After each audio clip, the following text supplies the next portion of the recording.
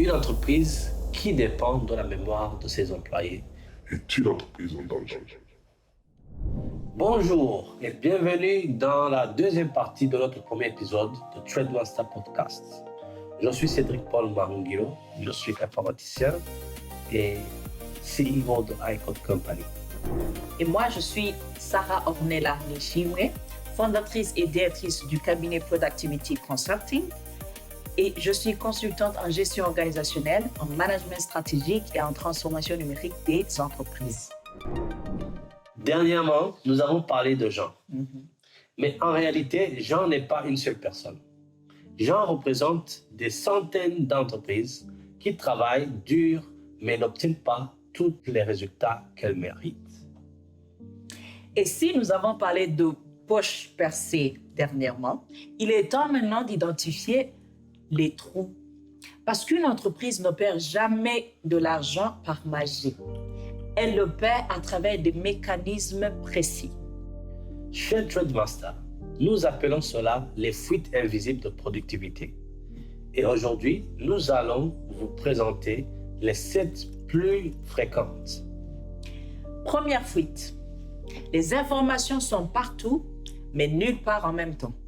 Le numéro du client est dans un téléphone, la facture est dans un ordinateur, le devis est dans WhatsApp et le contrat est dans un cluster quelque part. Et lorsqu'un dirigeant demande des informations simples, 3 personnes commencent à chercher. Quand une entreprise passe plus de temps à chercher l'information qu'à l'utiliser, elle est déjà en train de perdre de l'argent. Deuxième fuite, les prospects oubliés. C'est probablement l'une des pertes les plus coûteuses. Un client demande une offre, on lui répond « Nous revenons vers vous demain ». Puis personne ne revient, le client attend, puis il achète ailleurs. Et le pire, la plupart des entreprises ne savent même pas combien de ventes elles ont perdues de cette manière. Chaque prospect oublié finance probablement la croissance de votre concurrent. Troisième fuite, diriger sans chiffres. Imaginez conduire de nuit, sans phare, sans tableau de bord, sans GPS. C'est exactement ce que font beaucoup d'entreprises. On prend des décisions sur des impressions, sur des suppositions, sur des intuitions, mais pas sur des données. Ce que vous ne mesurez pas finit toujours par vous contrôler. Quatrième fuite, une entreprise qui dépend excessivement de certaines personnes.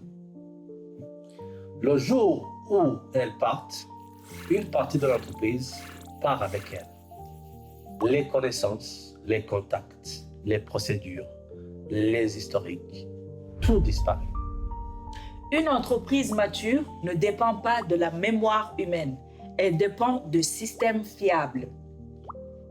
Une entreprise forte ne repose pas sur les héros, elle repose sur des systèmes. Combien de fois avez-vous entendu « Je pensais que c'était lui, je pensais que c'était elle ». Lorsque tout le monde est responsable, personne n'est responsable. Les tâches stagnent, les délais explosent, les clients attendent. Une tâche sans propriétaire est une tâche condamnée. Sixième fuite. Des rapports arrivent toujours après le problème. Le dirigeant découvre des pertes après qu'elles se sont produites.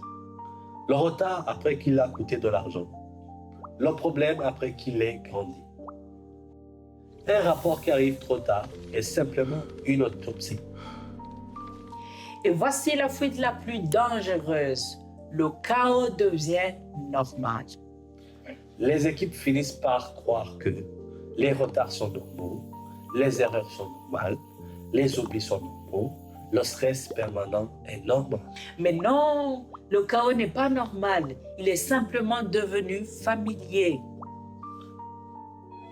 Le plus grand danger du désordre, c'est qu'on finit par s'y habituer. Maintenant, j'aimerais poser une question. Sarah, selon toi, Oui, quelle est l'erreur de diagnostic la plus fréquente chez les dirigeants? très simple.